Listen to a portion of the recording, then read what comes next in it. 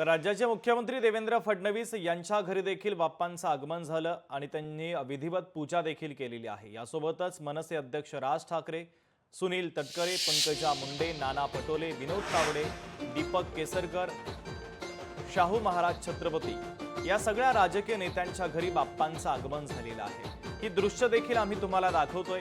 मंत्री शंभूराज देसाई, राधाकृष्ण विखे पाटील, प्रमोद सावंत, सतेज पाटील, संजय राठोड, गुलाबराव पाटील, एकनाथ खडसे, हर्षवर्धन पाटील हे सगळे नेत्यांच्या घरचे गणपती बाप्पा आहेत।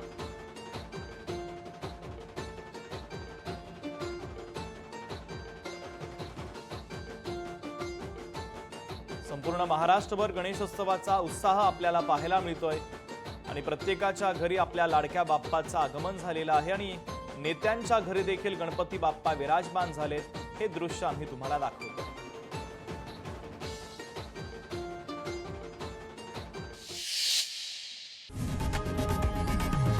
लोकशाही मराठी ऐका, पहा, जागरूक रहा।